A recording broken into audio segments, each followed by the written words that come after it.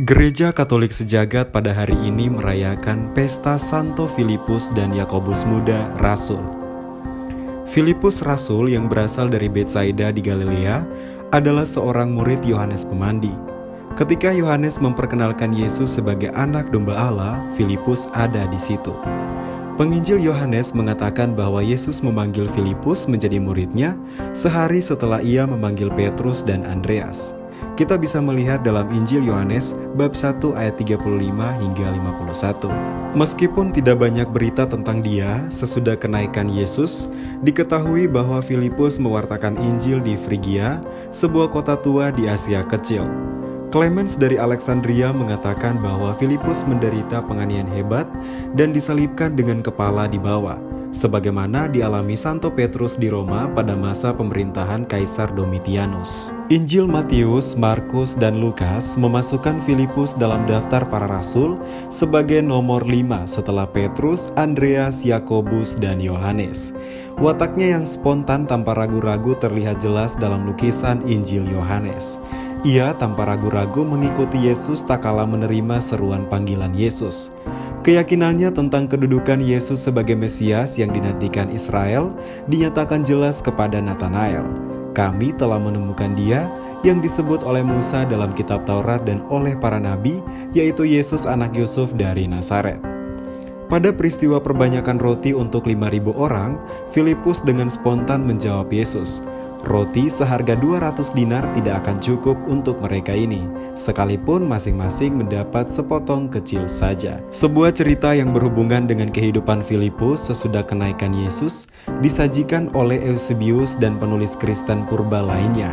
Mereka mengatakan bahwa Filipus mewartakan Injil di Frigia dan meninggal di Hierapolis, Asia Kecil. Jenazahnya dimakamkan pula di Hierapolis. Kemudian relikuinya dikirim ke Roma dan sejak tahun 561 disemayamkan di Basilika para Rasul. Polikrates, uskup Efesus, dalam sebuah suratnya kepada Paus Victor II menyebutkan bahwa 2 orang anak Filipus hidup di Hierapolis, sedangkan yang lainnya di Efesus. Papias, uskup Hierapolis, mengenal baik anak-anak Filipus. Dari mereka, ia mengetahui bahwa Filipus pernah menghidupkan kembali seorang laki-laki yang telah meninggal. Yakobus merupakan salah satu rasul Yesus.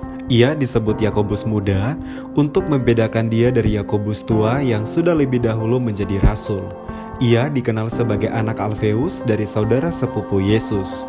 Ibunya Maria termasuk bilangan wanita-wanita yang senantiasa melayani Yesus. Maria inilah yang mendampingi Bunda Maria sampai puncak Golgota, bahkan juga pada saat Yesus dimakamkan. Sebelum menjadi murid Yesus, ia bekerja sebagai petani untuk menghidupi keluarganya. Dalam kitab suci, ia baru dikenal setelah Yakobus tua dibunuh oleh Raja Herodes.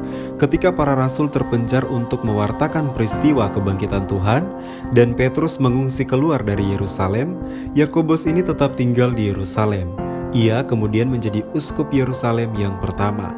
Di Yerusalem, orang-orang Yahudi sungguh menghormati dia.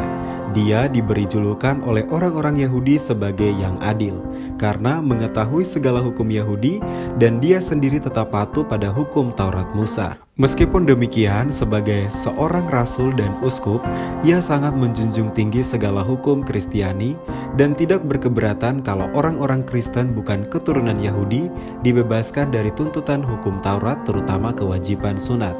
Hal ini terjadi pada konsili pertama di Yerusalem, di mana dia juga tampil berbicara dengan penuh wibawa dan kebijaksanaan. Santo Paulus menyebut Yakobus sebagai seorang suku guru gereja yang sejajar dengan Petrus dan Yohanes.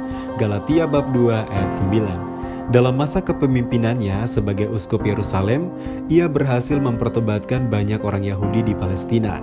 Ketika diadakan konsili di Yerusalem pada tahun 49, ia berdebat dengan Paulus tentang seberapa jauh orang-orang Kristen keturunan bukan Yahudi harus menghormati beberapa pokok hukum Taurat.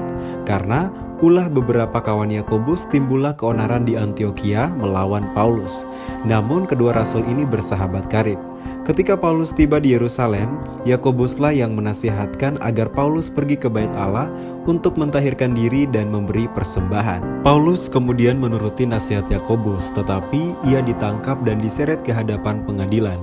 Paulus sebagai warga negara Romawi minta diadili langsung oleh kaisar sendiri, maka ia dikirim ke Roma. Demikian Paulus, rasul bangsa-bangsa kafir itu, sampai di Roma berkat perantaraan Yakobus. Tetapi sebaliknya Yakobus dicurigai oleh orang-orang Yahudi karena mereka tidak mendapat kesempatan untuk membalas Paulus.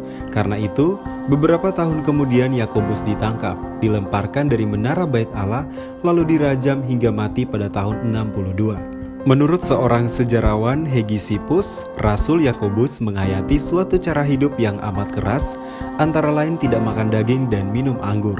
Ia juga tidak memakai alas kaki dan pakaiannya hanya selembar saja. Banyak waktunya digunakan untuk berdoa sambil berlutut, sehingga kulit lututnya menjadi sangat tebal dan keras.